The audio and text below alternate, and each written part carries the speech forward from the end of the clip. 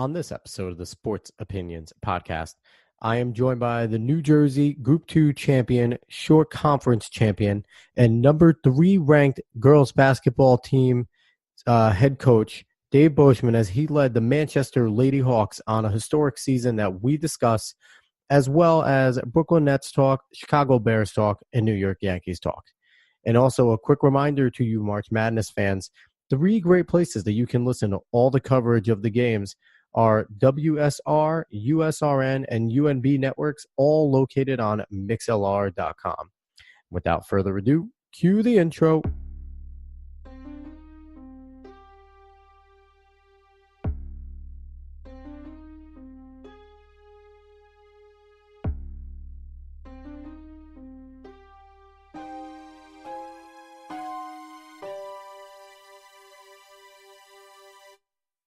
What's up, sports fans, and welcome to the Sports Opinions podcast. I'm your host, as always, Alex Cuesta. With me today is, it seems that in this podcast, I've been having a lot of people that I haven't really realized how long I've actually known them for. And I thought about it a little bit yesterday. I've known this guy, I think, since like 05, 06. Yeah. So it's been a real long time. And I was thinking of all the things that we're going to talk about today and all the things he's accomplished this year and in his tenure. And something popped up yesterday. It's Saturday I'm recording this. I usually record it on a Friday. And it popped up that this dude just got short conference coach of the year on top of all the other stuff. So long story short, he is the head coach of the Group 2 New Jersey State champion basketball team, short conference champion basketball, WOBM like millionth time champion under his tenure. Head coach Dave Beauchemin of the Manchester Lady Hawks. What's up, man? What's going on, Alex? I appreciate you having me on today, and being patient with me to get me here. Yeah, this is one that I wanted to have. And I would have wanted to have you anyway because it was always good just talking to you when I was in high school and even coming back and coaching. I always knew you were a sports head regardless, but now with all the great success, I feel like not only you and all your accomplishments, because we're going to definitely touch on, where you are now in terms of Manchester, Jersey, short conference history, but also this team and the amazing things they accomplished and how they built on this success, because this isn't a blip in the radar success. So I want to touch on all that stuff. But real quick, was it a surprise yesterday when you won the short conference coach of the year? It's always a surprise with something like that. When you get into coaching, you're doing it for so many different reasons, and it really allows you to take yourself out of it in so many ways. So it's a great honor, and I really appreciate it, but it was something that, you don't really expect. And, it's a great honor. The one that I was able to receive was voted on by my peers in the Short Coaches Association. So it kind of makes that even more special that way, to be recognized, amongst my fellow coaches, and it was a great honor to receive. Yeah, it's definitely awesome. And like you said, anytime you get an award like that, it's you as a coach, and I've been there, I haven't coached as long as you have, but you really are selfless. You don't really want the recognition. You just want to work your tail off, get your team to work their tail off and do as good as they can.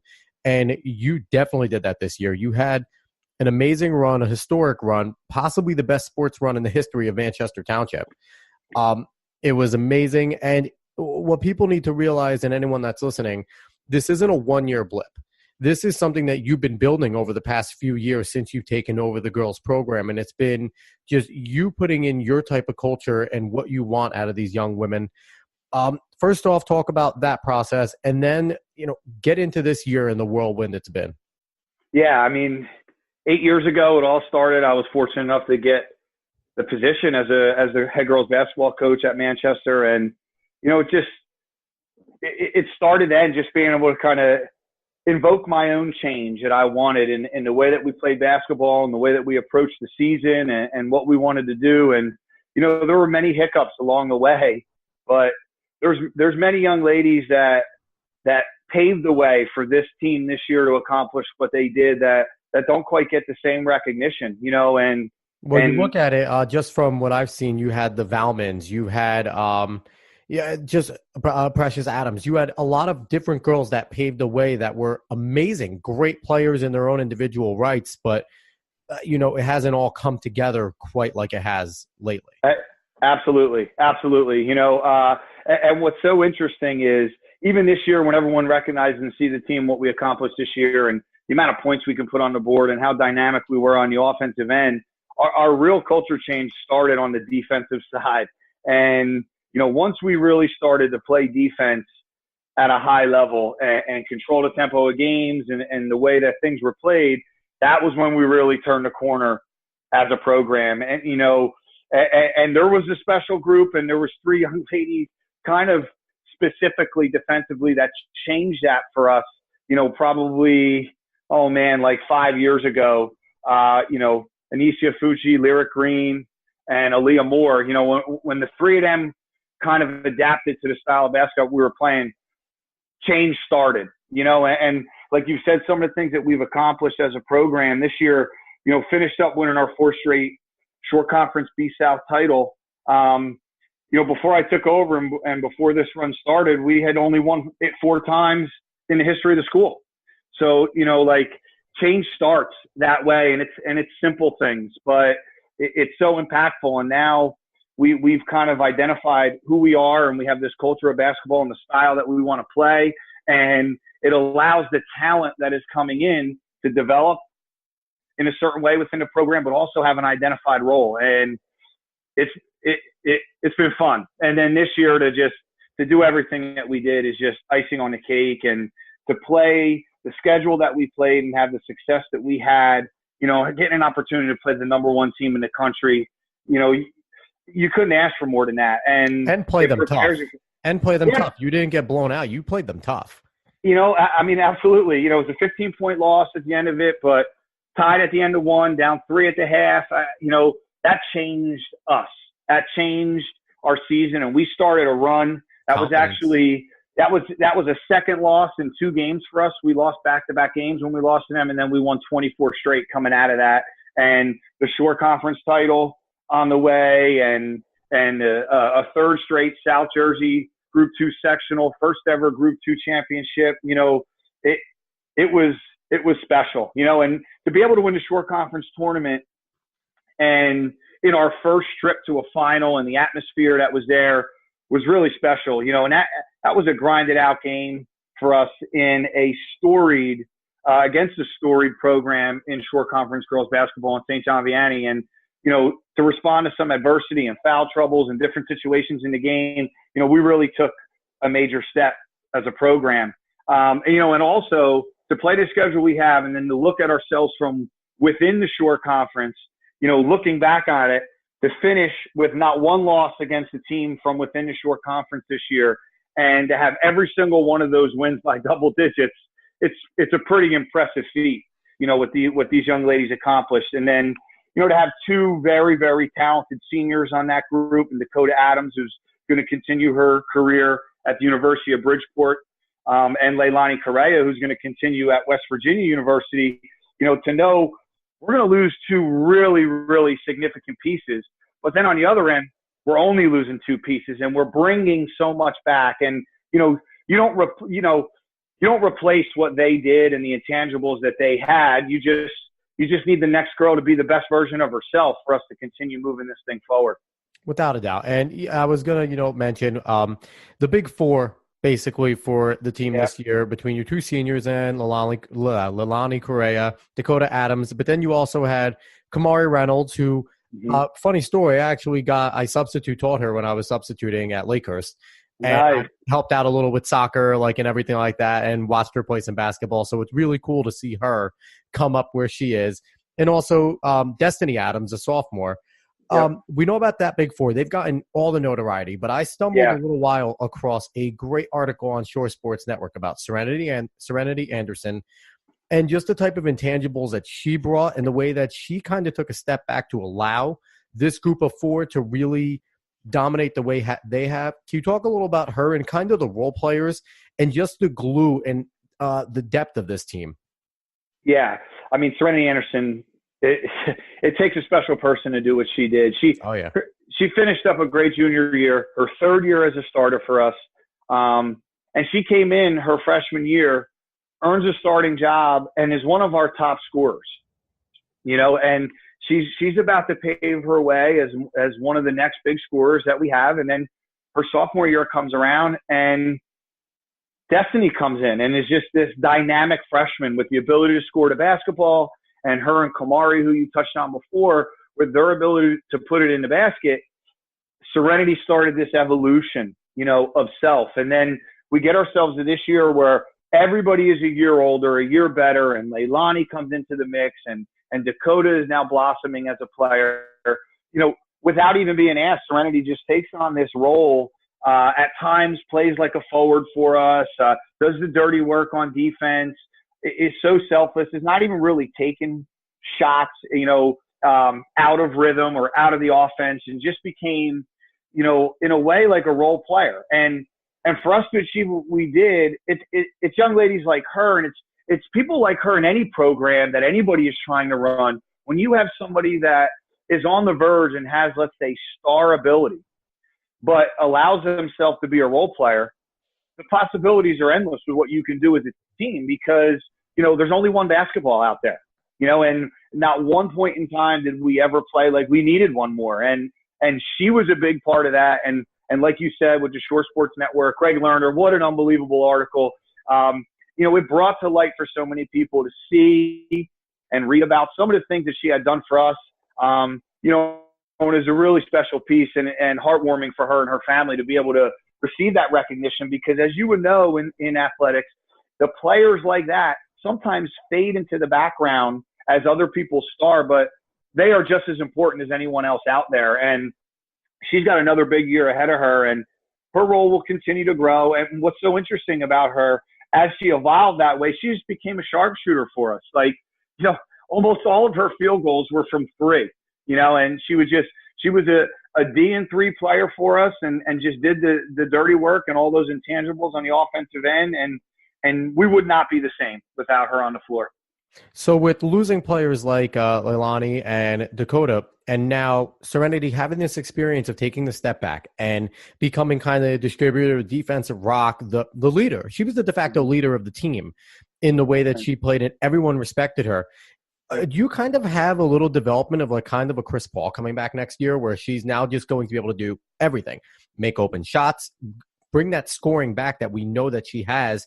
Because losing those other two, you're definitely going to need another scorer to step up. So is her role going to kind of evolve back in, okay, take everything you just did, now add more shots to it?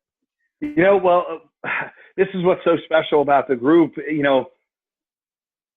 going to come, kind of naturally. So we also have a young lady, Nikaylee Hayes-Jones, we love to call her Tweety, that really has a gift to be able to score the basketball. And she came off the bench for us and played an important role off the bench that she very easily next year can step into a premier scoring role for us. Serenity, the opportunities to score can come back.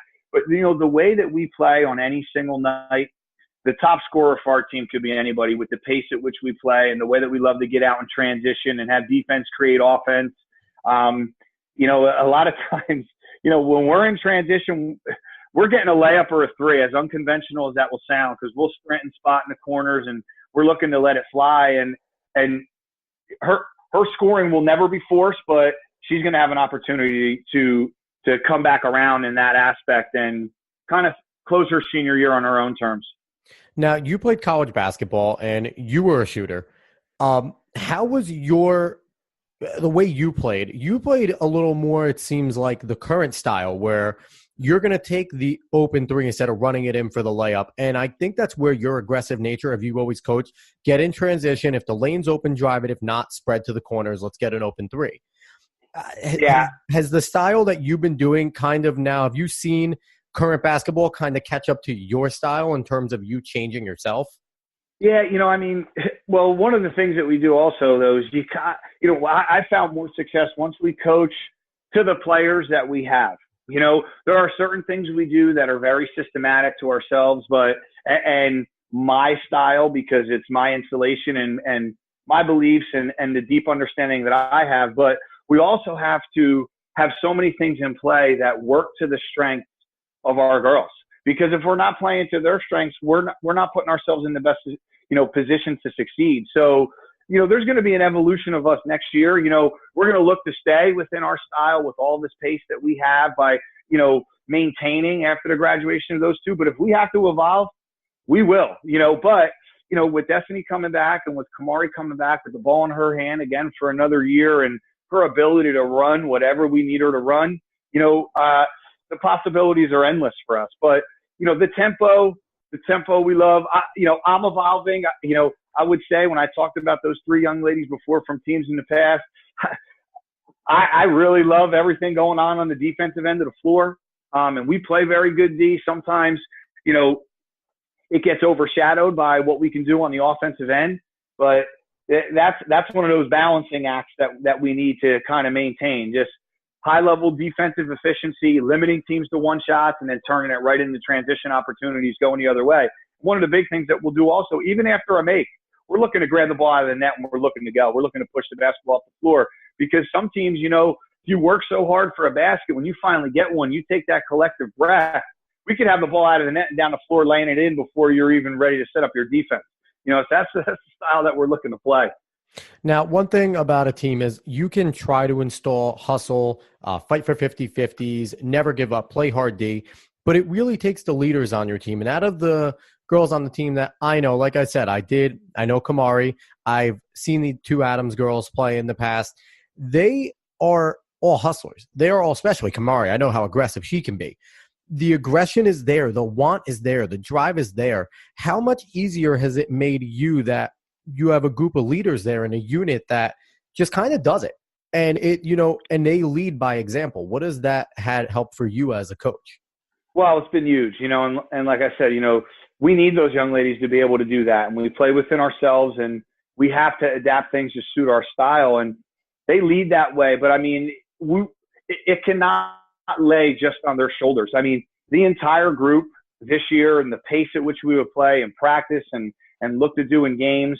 I mean, as we go through the girls on the bench with all the returners that we have, and I mentioned Nikayla Hayes-Jones before, but Morgan Brussman, Maya Horgan, Amaya Bray, Victoria Lebrecht, Emily Barron. I mean, everybody this year had an opportunity to contribute in what we are doing, and that's something that has helped us grow. We played so well in so many games that all 11 girls had opportunities to develop their game in real settings, in real play, at high varsity level. And it's only helped us grow for next year and improve us, and that's something that's going to come into play next year big time with the experience that everybody had from this year.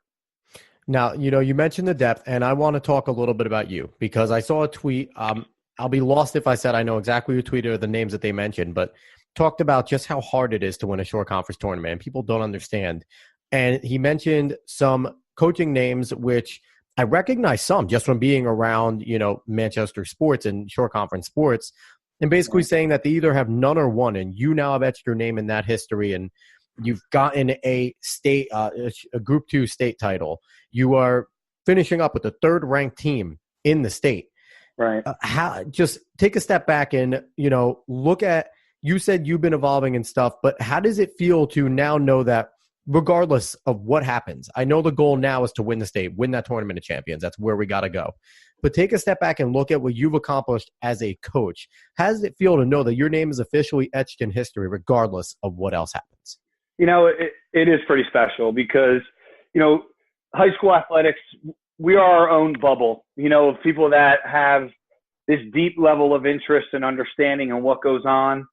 So when it's time and the opportunity is there to take a breath, and been blessed to dedicate, my adult life into high school athletics, it is something special that I'll always be able to have, the opportunity to experience that and the experiences that you have as a player and as a coach and the way that you can take things from them are so different, so to be able to kind of absorb that and take this in as a coach and to know that it's something that, you set as a goal for yourself to accomplish in your career and to be able to do that, it really is special. And when it's all said and done, like you said, and you're fortunate nobody could ever take that from you, and I will say for us as a group and the way that everything went through and the way discussions went this year, we know that we can be talented and be very, very good for a long time now. But at no point in time this year did anybody take for granted that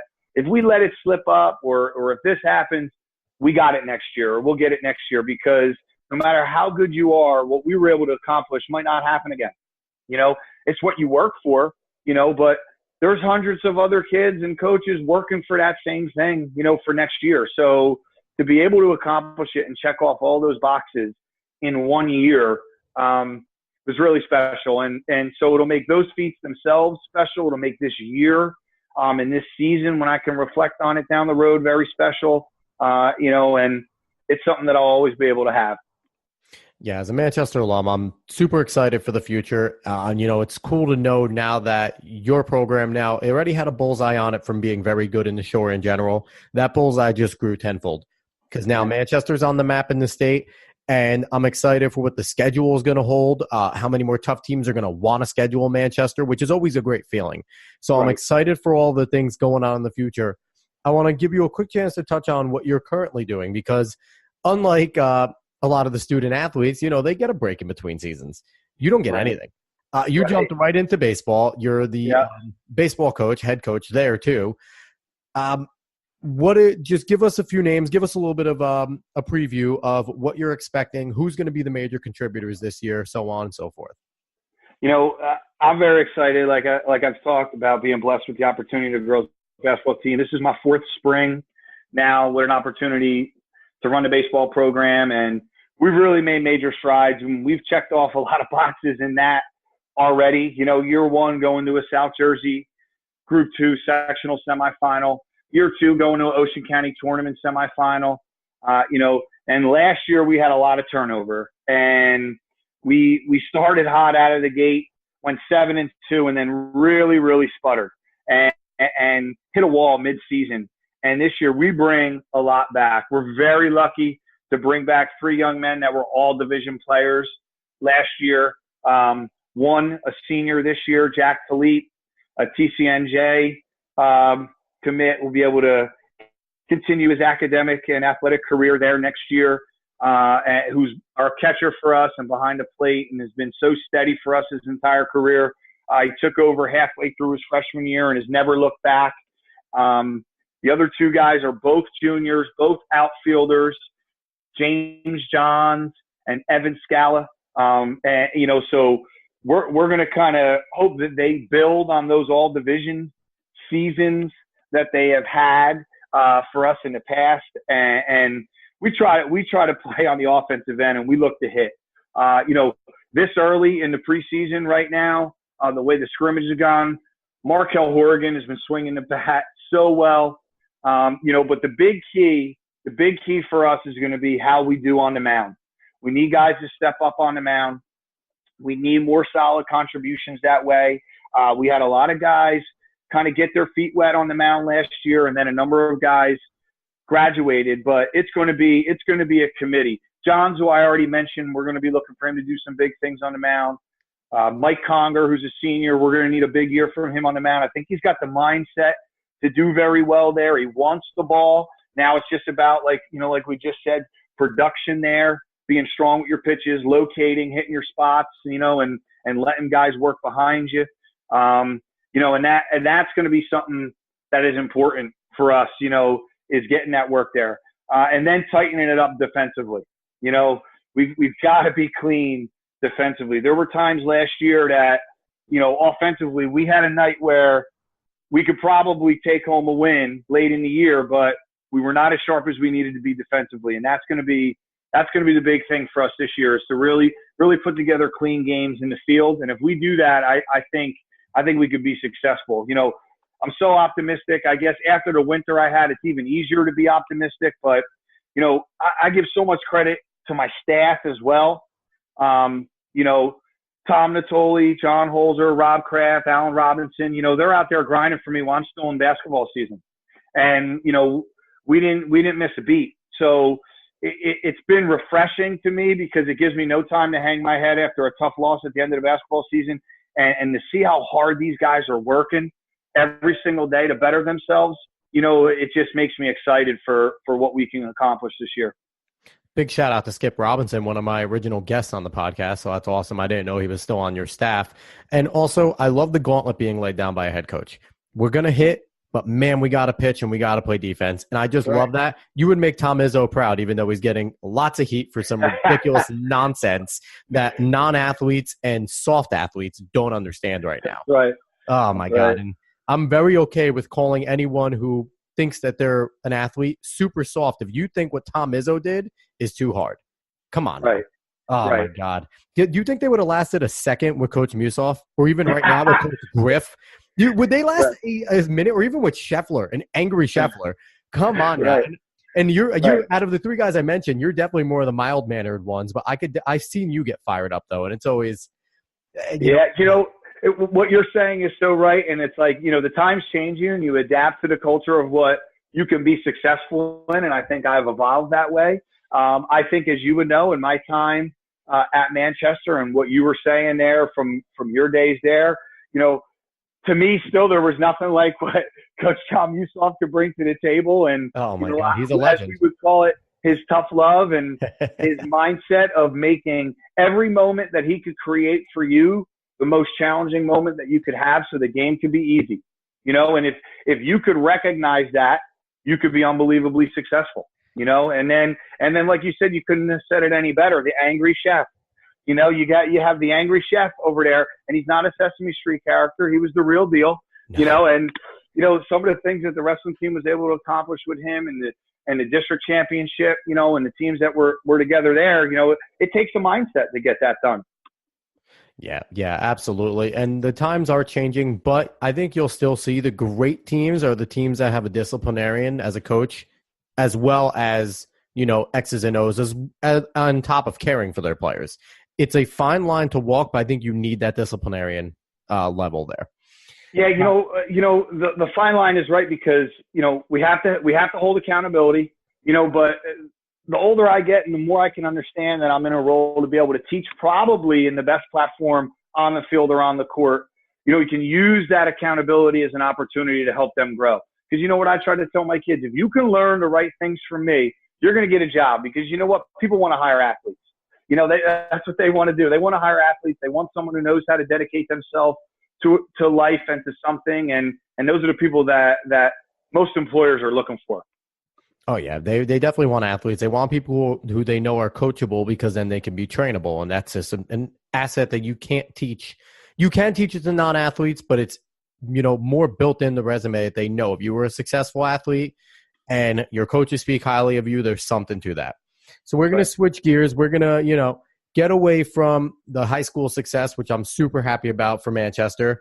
We're going to get into success of something that shocks me, because I did not know you were a Nets fan. I've always been so lonely, and how that feels since the early 2000s. It's been a pretty lonely road to walk. It's always nice to meet a fellow Nets fan. We just eliminated the Lakers last night from playoff contention. I stayed up and watched that, and I'm happy about it. D'Angelo Russell better get the max contract that he deserves. They're going to give him an offer sheet. Sean Marks better match it.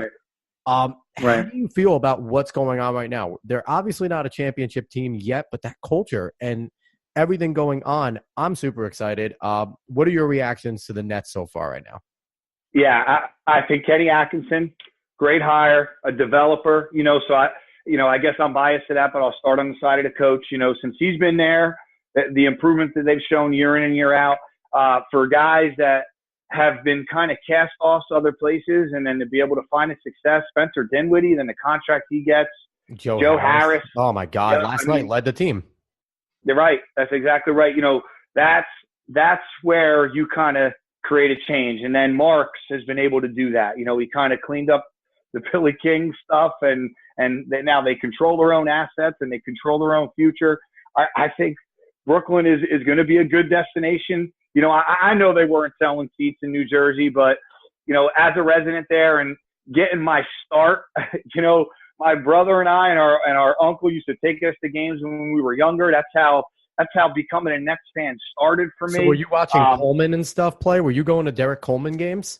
Absolutely. I There am you go. fortunate and I guess am blessed to say I was in the arena for a Drazen Petrovic game, Oh, I'm you know, so jealous of you. and, and being able to see Knicks games, you know, when the Knicks were good too, with Sparks and Ewing and Oakley and When those the Knicks guys. were scared of Petrovic, everybody in the NBA was scared because he was going to be the scorer that everyone sees now and they think is great. People are like, "Oh, Kevin Durant." And then you have old timers and people, your generation going, "None of y'all have seen Drazen Petrovic shoot the ball." That's right. Like, That's right. I always keep my hope because I was there through some playoff times. You know what I mean? Like, I have a late spring birthday at the end of May, and I was there on my actual birthday when Van Horn hits a three from the corner to the beat the original Steve Celtics, Novak. right? To beat the Celtics in the playoffs, and to see Jason Kidd take them to the finals like he did with Vince Carter. The teams that evolved. I will never stop being a Nets fan. I am just so happy with what they're doing.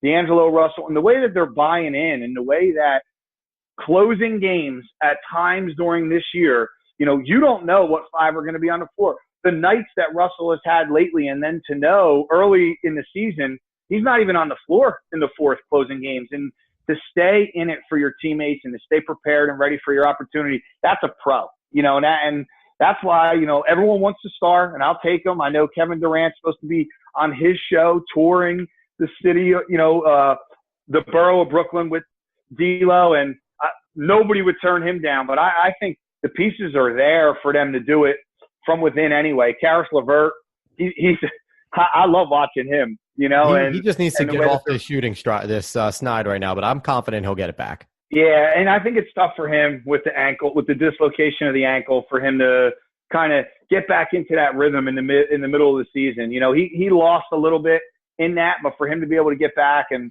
any experience he gets this year is valuable, especially when it's going to be playoff experience down the line. That's something that they're going to have for the future. Plus, when they show the ability to score like they do, and they shoot the three the way they shoot the three in the playoffs, they're going to be dangerous. There's not going to be teams that's going to be like, all right, we got the Nets. It's going to be a challenge.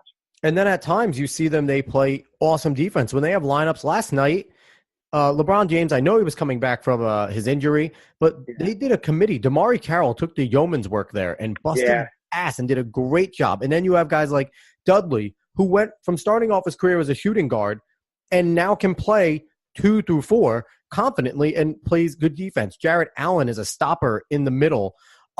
Rodney Hollis-Jefferson can still come off the bench for defensive purposes. D'Lo and Spencer Dinwiddie's defense has exponentially gotten better under Kenny Atkinson. He's a man that preaches defense, and it's really showing because there's stretches in games that the Nets play where the defense is impeccable. Well, it is. Now, you mentioned Allen, which he's the rim protector, and it's kind of funny because the one guy that hasn't been mentioned yet is the guy that stands out to me with his length, is the rookie, Rhodey. He gets in passing lanes, since he's been in the starting lineup, like he's kind of grown in that aspect with his size and length. He gets little deflections. He gets runouts from it. And I think he's only going to get better with his ability to shoot the ball, and catch and shoot off of the things that are created by Dinwiddie and D'Lo. I think they're good. I think that they're in a position to just continue to grow and get better. And the crazy part is we haven't even seen Zanan Musa yet. He's been in Long Island, and the only reason he hasn't come up yet is because of how well they played. But there's still Kenny Atkinson still says there's a spot for Musa on this team. He will be with this team, and they're just letting him play and develop in Long Island. And we're going to get that guy to come in next year. It's bizarre, and there's going to be a lot of mouths to feed, which is a good thing. Right. For the first time in a long time, there is a lot of mouths to feed in a good way, not a bunch of just scrubs. It's a lot of talented players. So I'm pumped for the Nets. We're going to move to some football real quick here. You're a Bears fan. Yeah. God bless you. You went through some stuff lately, especially at wide receivers with guys just being hurt all the time, your top wide receivers. Right. But last year, Mitch Trubisky, I think, took a huge step forward. He's not Aaron Rodgers. He's not Tom Brady, but he is more than serviceable. And when you put the weapons around him, he can definitely bring you to the promised land. He's talented enough to do that. Yeah. I mean, well, listen, first of all, the uniqueness of that, living in New Jersey my whole life and being a Bears fan, I guess that's the way football is. Once a week, being able to watch anybody you want with the Sunday ticket, things kind of develop that way. And, there was some fun times down the road, or in the past. But now I am happy about Trubisky. I mean, he's a number 2 overall pick. They traded up one spot to get him and thinking someone else would slide in there. I thought from year 1 to year 2 this past season, he made a tremendous improvement. And then they finally have some weapons around them. And Nagy, he seems to be the guy that they're meshing with and they're clicking with, and it was fun to watch, and I will tell you, I was heartbroken that Fangio left. I mean, Vic Fangio and the defense, that he kind of helped turn the corner with some things. And obviously, you can't pass up a head coaching opportunity. And Chuck Pagano takes that role now, the former head coach himself. But Khalil Mack is special. But the thing is, scheming things. Bryce Callahan leaves to go to Denver with Fangio. That's something that might be tough to replace for them. And I know they brought in Buster Screen. I know him well. Right, from the Jets. And, honestly knocking, I guess, but joking at the Jets, he can't be that good if he's been with the Jets, right? He's serviceable. The refs love to call him for holding. Whether he's playing great defense or not, they really do. They look for him. So good luck. Right. You did get Quentin Dix, which I was surprised that it took so long because I think he's a super talented safety. So I think that's a nice upgrade. I don't think he's going to make up for Callahan because I really wanted the Jets to go get him. When we let go of Buster Screen, I'm like, let's just swap nickel corners. I'm cool with that. Yeah. And now I think Dix will be fine. And I think the Bears came in on him late because I really think they were trying to get the right contract to bring back Amos, and then once they couldn't match what he was getting from Green Bay, they needed to move on. And Clinton Dix, at the very least, he's familiar with the division. He's familiar with some of the offenses that they're going to see. So he can, get accustomed to their scheme that they're going to put in a little bit quicker because he's going to be familiar with some of the things that he's going to see from those offenses, But it still comes down to what they do up front with Khalil Mack and Akeem Hicks. I mean, the two of them at times are just absolutely unstoppable. And if Floyd stays healthy, that's a dominant pass rush that they have, from the interior and from the outside. And that's where they can help anybody in the secondary, when they get to the quarterback the way that they're capable of, and then the wild card that they brought over from New England is Cordarrelle Patterson. I'm excited. Yeah, he's the utility guy, and he's not necessarily the guy I think everyone thought he was going to be going into the NFL, but he's blossomed into a role where his speed and his ability to carry the ball, he can run the football like a running back. So when you give him a jet sweep, it's not just a wide receiver kind of scrambling in space. He looks for a lane and he goes. Right, that's exactly right. Because there's been tons of offenses like that in college for a while where guys they are a running back and a wide receiver, like Percy Harvin was the first one that everybody knew of. And then you go to the NFL and that's not a position, let's say, but why not play football? So the things that they do with Tariq Cohen as a little guy, they can blend with some of the things that they'll do with him and the impact that he'll have in the return game for them with kick returns. He's the top kick returner in the NFL. He's just a weapon that they need. And they get him for 2 years and be able to get him signed a 2-year deal. That's big time. And the thing is, they had an undrafted free agent last year with all this talk about Jordan Howard and he's going to be gone. One, I don't understand that. Like he's still productive. He's on a rookie deal. If you don't like it when it's done, if you're not going to get something for him, you might as well play the contract out. But Ryan Hall, the Oregon State kid that they had in camp last year, undrafted free agent, he played running back there. He played wide out there. He's a big body kid. He's someone, in my world, I'm a coach. I'd like to see this kid develop. I think he can fit their offensive skill set pretty well if he can just kind of show growth from throughout the offseason. It's interesting talking about the guys that basically play the wide receiver H-back position. H-back is essentially what the position we're talking about. They can flank her out and play wide receiver. They can stay off the tight end. They could step into the backfield. And a guy who was revolutionizing this, which is funny because it came from the Patriots to begin with. He's not a good person, but he was a great football player, Aaron Hernandez. Before he got in all of his trouble, the Patriots are using him every which way, exactly the way we were talking about. He'd spread Right. out because he had the speed to run any route. He could play tight end because he was a physical, pretty good blocker, but they also put him at running back, and he carried the ball efficiently. So it would be interesting to see if the Bears can kind of truly mold a guy like that, and I think you have a chance with a few guys there to do that. So that could be fun.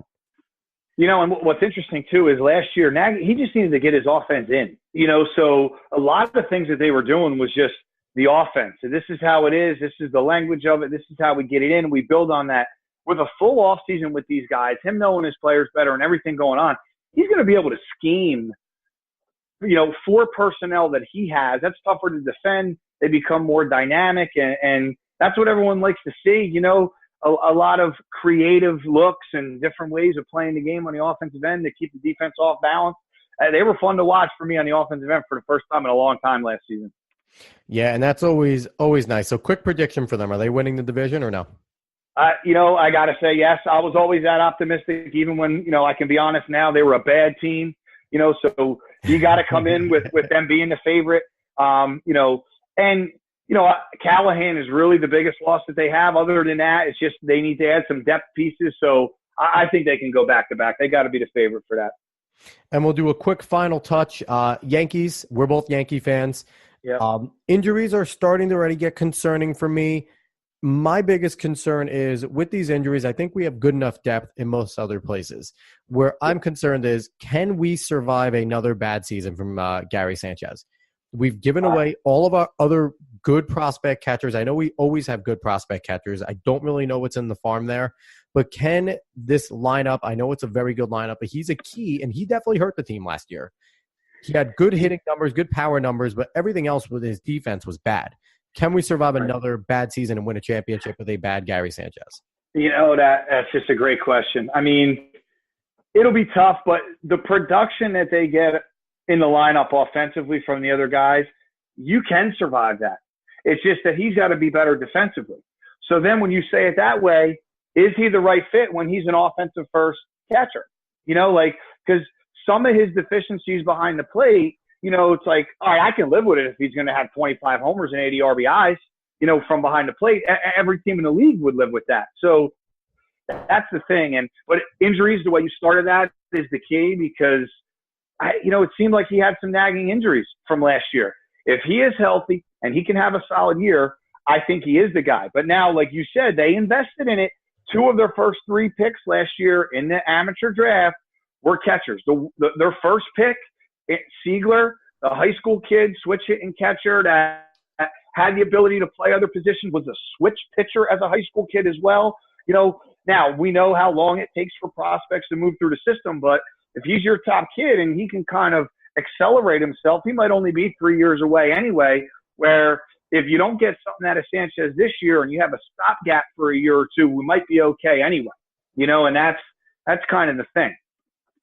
All that being said, I still think Yankees are going to win it all. I think this year they have another year to develop. If Judge can stay healthy, he's, him and Mookie Betts are vying for the superstar of the AL East, and it's a fun thing to watch. Yeah. And I think Judge is going to win it out this year. And I think he's going to lead this team to a championship. That's just my opinion. Judge is it's no doubt that he's the cornerstone of what they do. But the youth that they brought in, from their system and from the outside, that is the key. It's a shame not having Didi right now to start the year. I mean, that guy is so good. But if Tulo hits, then it'll be okay.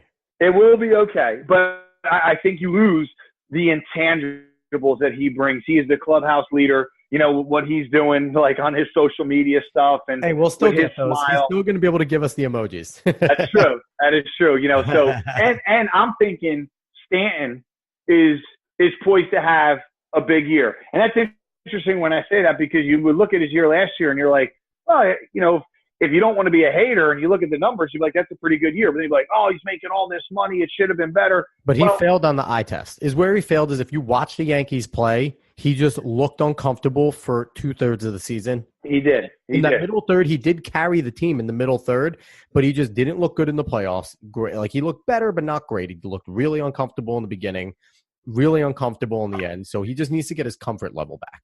That's right. And I think he is that kind of pro, because at some point in time, for all that money to go his way, it's because it was there, and now that he has a year under his belt in New York, it's a lot different than playing in Miami. I think that I think he wants to prove that he can have a better year. And a better year for him is going back to being like an MVP candidate. So if you look at a team that's got him and Judge that can be playing like an MVP type player, I mean, that's a team that's tough to beat. And I know it's a lot with the long ball. It really is. But the game has evolved. But that's also where, some of those key pieces that they brought in, DJ LeMahieu, who was going to get a lot of time probably, is your on-base guy. He's going to be looking to be there in front of these other guys. But if that's the way they play for the long ball, I mean, that's the way they play, Yeah, I'm excited for it. I can't wait for baseball to get going. And I'm super excited that you decided to come on the podcast, Coach. Yeah, I appreciate you having me on. It's been fun. Absolutely. Absolutely. Again, I didn't give you a chance in the beginning, but any social media tags that you want to give, anything for Manchester, for yourself, anything you want to give out? Yeah, I mean, for anybody that wants to follow me throughout the winter and the spring right now, to kind of stay up to date with the team, you can follow me on Twitter. That's the only platform that I am on, and it's at Coach Beauchemin. All right, BEAUCHEMIN. And I know most of our talks has been about the high school athletics, so there's 2 key follows that you can have also, and it's at MTHS_sports. You can follow all of Manchester's athletics through at MTHS_sports. And, a big shout out to all the help and a big time for all the sports that we have. Another good follow is at MTHS Booster Club. They're always there for all the kids, all the teams, and all the programs and everything that we talked about. You can't really get it done without a good support like that. So that's another big follow and another big part of everything that we do within the athletics in our community. And I'm going to throw out one more follow. Hawks Nest, they're the student section, the representation for the students at Hawks Nest 732 on Twitter. I think they do a great job promoting all the great school spirit, and a lot of the crowds was part of their doing, really ramping up the student body. So I want to give them a nice follow. And as for me, Alex Cuesta, host of the Sports Opinions podcast. Find me on Twitter and Instagram at @_Cuesta30. Find Sports Opinions on Twitter at SportsOpinion30, Instagram SportsOpinions30. Search for us on Facebook and listen to this podcast and others literally anywhere you can find a podcast. I know prefer to Spotify, Apple Podcasts. I'm on both of those. So go ahead, give it a listen. And that's basically it, Coach. Again, thanks for coming on. I appreciate you having me, Alex. Absolutely. And again, this was the Sports Opinions podcast. Everybody have a good one.